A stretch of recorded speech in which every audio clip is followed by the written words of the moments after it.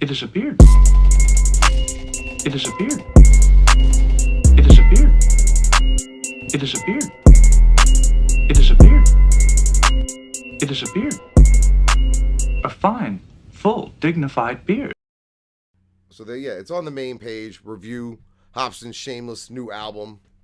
Kind of what I said. A twist on my words, kind of.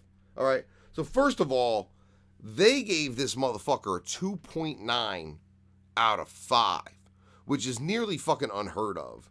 Because HipHopDX is one of those sites that's not there to really do legitimate hip-hop journalism. What they do are clickbait pieces and paid promotional stuff.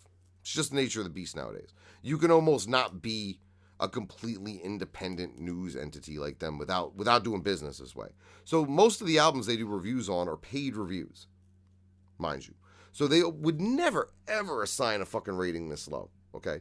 But on top of the 2.9 out of 5 that the staff at HipHopDX gave this motherfucker for this piece of shit abortion of a fucking record, all right? The community rating is less than that. It's 2.75, all right? Now I'm just going to read through it, and I'm going to kind of annotate it with some of the shit I said the other night in regards to this exact subject. In 2003, the source released recordings of a teenage Eminem rapping racist remarks about black women.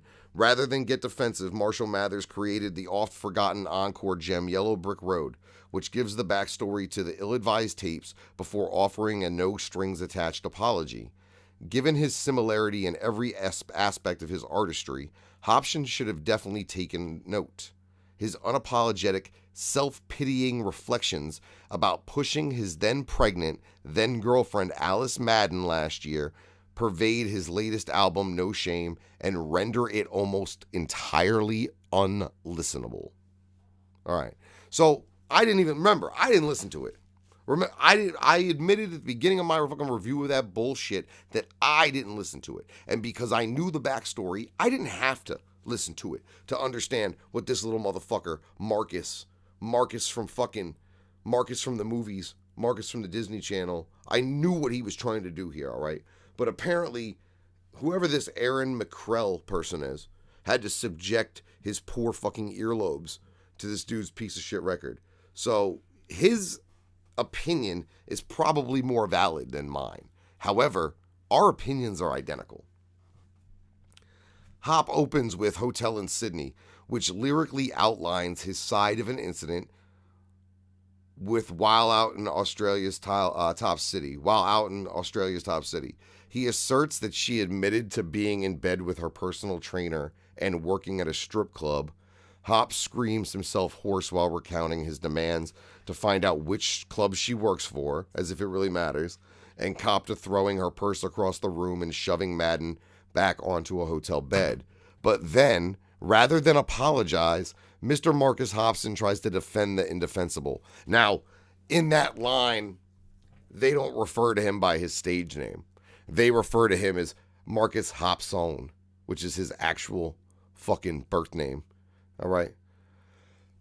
Tries to defend the indefensible. I don't approve of any man putting hands on his girlfriend or wife, especially when she's pregnant with his kid inside. Honestly feel like I wasn't in the wrong, but still I wasn't in the right. Ask her, she ain't got no bruises on her.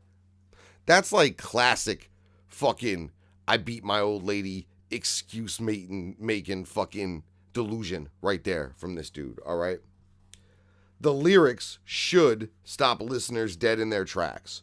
Whether or not Madden did all of the things Hopsin claims or embellished the assault, Hopsin still admits to putting hands on her and then has the nerve to say he wasn't in the wrong and claims that because she didn't have any bruises on her, it was okay.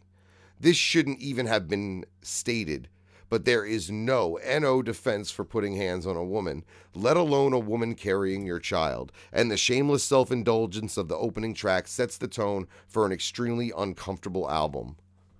Geez, I don't know. Do I need to just replay my show? I don't think so. I mean, I'm going to end up putting this segment together with a clip of the segment from a few days ago so you guys can see the comparison here.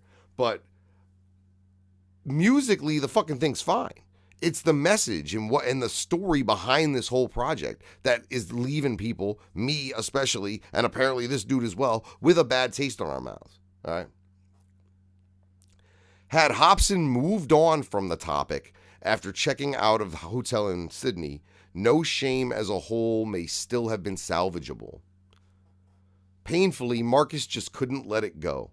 He wails on track after track about the backlash he's faced since the domestic violence incident. He blames Madden for his troubles on All Your Fault remix, while finger painting himself the outcast on the serene-sounding Black Sheep. Hopsin's past lamentations about ex-girlfriends who wronged him in his struggle to find his place in the world were relatable and at times even endearing. But his unashamed pose and poor me rhetorics grow tired here, not only because of their egregious nature, but also because we've heard this hop many times before. So even if this record wasn't about what it's about, it's still just more of him whining, more of the same, more of the Hopsin that we've known from the fucking beginning, with no growth, no sense of self-responsibility, and no testicles to be found. Let's see.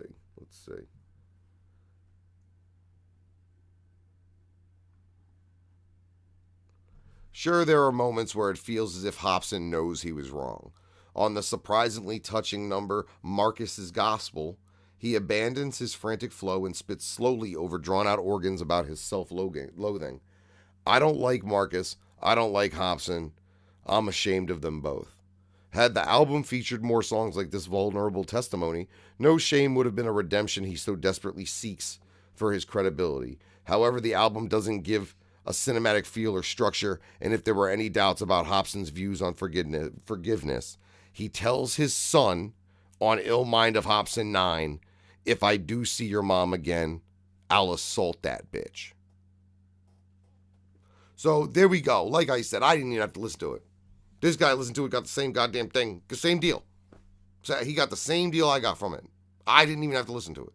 So open your fucking eyes. If you out there and you're supporting that piece of shit, understand you are supporting a true piece of fucking shit. All right? Don't come around here. Don't bitch at me when you support motherfuckers like this who do what they do and then have no issue fucking rapping about it